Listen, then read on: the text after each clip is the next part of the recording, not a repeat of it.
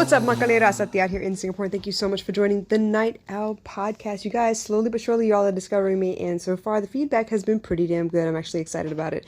So I really appreciate you guys. Wanted to give you guys a shout out. It's been a long 3 years slugging through, happy to do the work, and actually kind of, enjoying the fact that I get to kind of explain my thoughts, talk about the process, explain my journey, give you insight, all of that stuff. It's different, right? So lately I've been telling a lot of my clients, you know what, getting ready to get to the end of the year.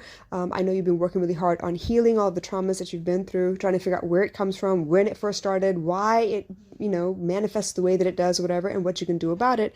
And I figured, hey, end of the year means people are starting to think about what they're going to do next year. Are they afraid of 2021 or not? Are they looking forward to doing some new things? Have they learned more about themselves in 2020 that they can actually apply and accomplish more in 2021? And I know it's not a race. I know we're not trying to say, oh, you know what, this is everything that I did during quarantine or circuit breaker or whatever. But more than that, I kind of want you to believe that you are so capable regardless of what your resources look like. You can find a way around things is what I'm trying to get y'all to realize. So looking at the third quarter, fourth quarter of the year coming up here in a minute, I wanted people to kind of sit down and think about the fact that, hey, I have dreams and goals, but what is it that I really want to accomplish? And a lot of people may not have a specific, big bird's eye view of what they want their life to look like at the end, or in 5 years even. Most of us are trying to get through the next day, right? But we can sit down and dream a little bit. And that's what I really want to talk about. I've been telling my clients to go through a list of 100 goals.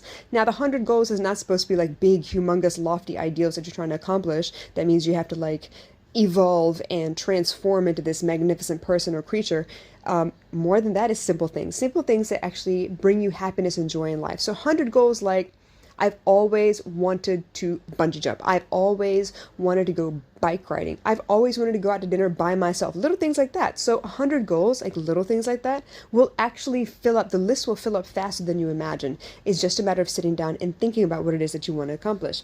But not everyone wants to write those things down. They're worried about, okay, is this a big enough goal? Is this a good enough goal? This is something really I want to write down and pretend it's something of significance to accomplish. Don't even think about all that, man. Seriously. If there's a specific type of outfit you've always wanted to rock, add that to the list. If there's a way that you've always wanted to do your hair, add that to the list. If you wanted to try wing eyeliner if you've never done it before, add that to the list. If you wanted to reach out and, give a compliment to someone who is a celebrity and you're afraid that, you'll look lame or whatever, don't worry about that. Just put it on the list. So I want you to really go out there and think about the things that will make you happy.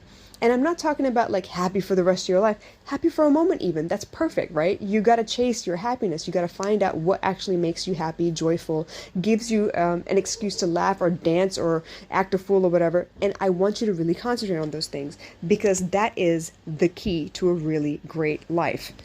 The beautiful thing about this 100 list, though, this 100 dream list, is actually that it is a rolling list. So whenever I get something checked off of my list, I add something else to the end of it. Or if I'm thinking of new things, it could be more than 100.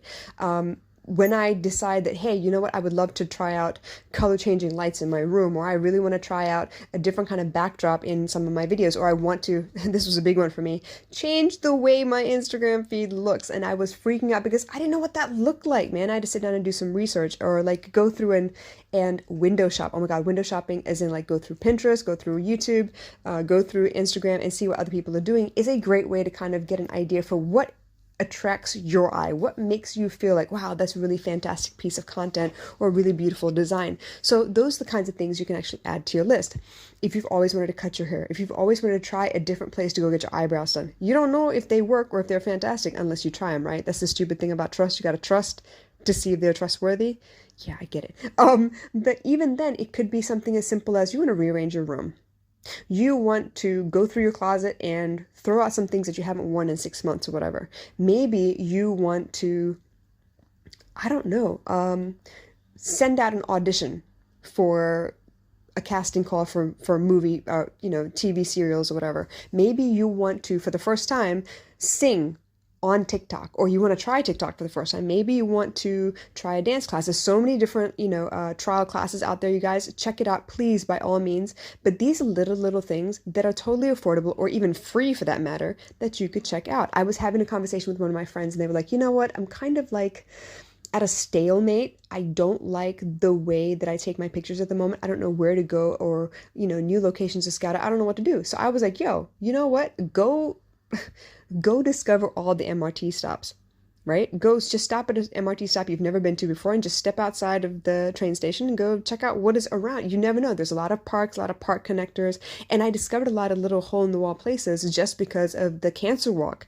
I was trying to figure out how I could do 21 kilometers in one shot, and I had to find a long enough stretch of, park connector where I could really do that. And it was fun, you guys. It was something that got me outside in the fresh air. I was able to take my mask off for a little bit because I was running part of the way, and just kind of sightsee and discover Singapore for what it is. There's so much that you could do with a list of 100 dreams, and it's the simplest of things. Maybe you want to sit down. You've always had like a watch list on your YouTube that I want to get back to this and sit down and watch it. Maybe you go through your watch list. Maybe you always wanted to watch The Money Heist and you haven't had a chance to sit down. Do that. Do the first episode. Do something on that list, and every time you cross something off, add something else. Or if you haven't crossed anything off yet, but you're still dreaming, you still got, ideas flowing through you, write them down so you don't forget. Because guess what?